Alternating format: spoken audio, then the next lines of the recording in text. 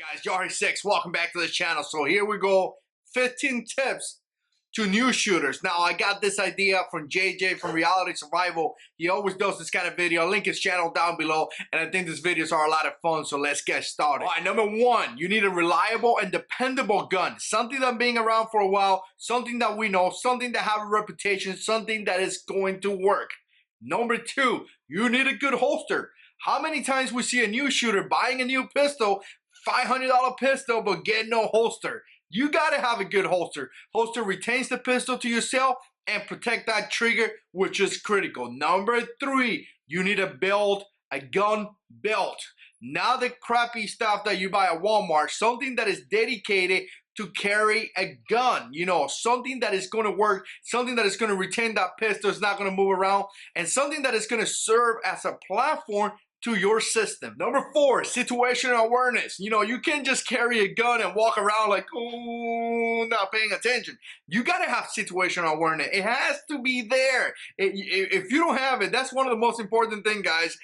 You're gonna get killed, you're gonna get attacked, somebody's gonna target you, and it's just not gonna be good. Now, number five is gonna be firearm training. Not only practice, but training. Training means that a qualified, certified instructor it's going to tell you what you're doing good. It's going to tell you what you're doing right. It's going to tell you what you're doing wrong. All that good stuff. Number seven. Is it seven?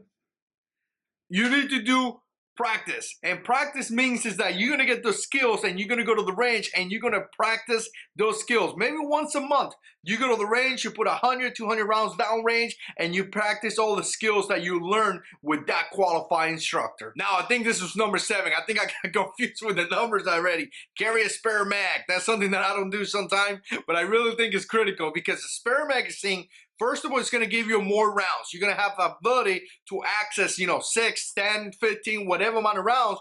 But also, a lot of times, if you have some type of malfunction or your gun is not going to be working, you're going to be able to remove that magazine, strip it out, put a new one, and get that gun back in the fight very, very quick. Number 8, get a light. Get a flashlight. If you cannot identify a threat, you cannot engage it. If you cannot see what you're shooting, you're not going to be able to shoot at that criminal in the proper way. If you're in your house and maybe you think it's a bad guy, but it's your kid, if you would have had a flashlight, you could identify that very, very well. Now, next one is going to be confrontation. Do not get in confrontations. You know, I talk about this with a lot of guys, and a lot of guys think, hey, you know, I got a gun, so I could go there and do whatever I want. No, that means that you have to stay away from confrontation. Stay away from it. Stay away from it because you have a gun.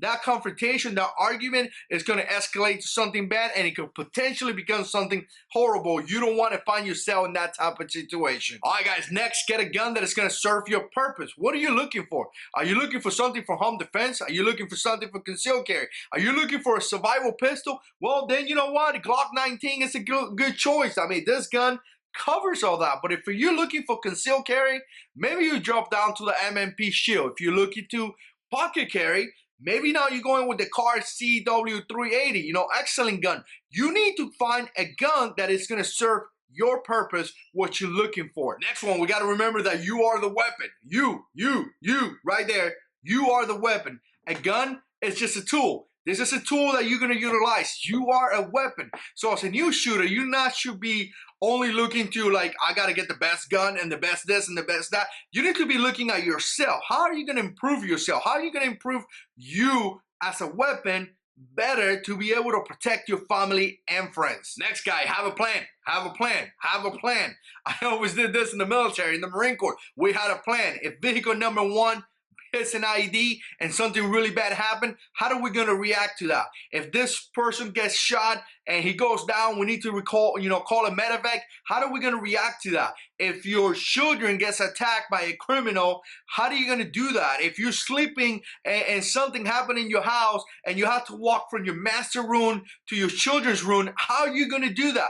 You got to have a plan, guys. I mean, it's necessary to have that plan, and it's necessary that you share that plan with your family. Now, next one is going to be one that is like, oh, don't become a fanboy. There's so many fanboys out there. The fanboys like a specific gun, and they worship the gun, you know? This is the only gun. If you don't have this gun, that's it. Don't become a fanboy. There's a lot of new guns out there. There's a lot of good quality companies. There's a lot of flashlights. There's a lot of holsters. There's a lot of gun belts. Don't become a fanboy.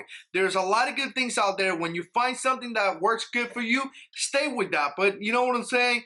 Try to be open-minded to other situations as well. All right, guys, so last two. One is going to be hang around with people just like you.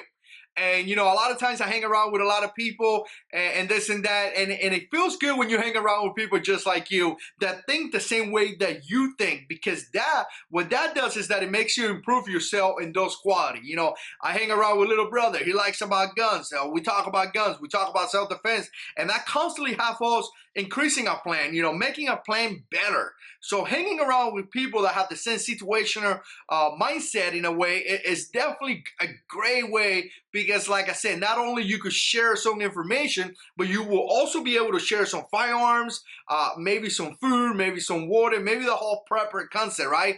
Knowing people that have the same belief is definitely awesome way to have a great plan. Now, guys, the last one is going to be CCW, concealed carry. Carrying a gun is something that has to be done responsible, and it's a lifestyle. There's a lifestyle. When I tell you that I do things here, it's because I do it. I don't fake this. This is me. This is how I am. If you meet me at work, I said the same thing. You know, I love God. I love my family. I love shooting. I like motorcycles. That's just me. I talk about the things that I love. And again, this is a lifestyle for me and my family. Don't make it a part-time thing. Don't make it something that you do once a week. Make it a lifestyle. Be responsible on firearm. Take responsibility of your home safety plan. Cops are not here to defend you. Cops are going to show up when somebody already got shot or something bad happened to you. So take responsibility of your lifestyle. Make this a lifestyle. So let me know what you think. Put comments down below. Big shout out to JJ. He does a great job with this type of videos, so I wanted to give it a try. Check out his channel, linked down below. And as always, God is in control.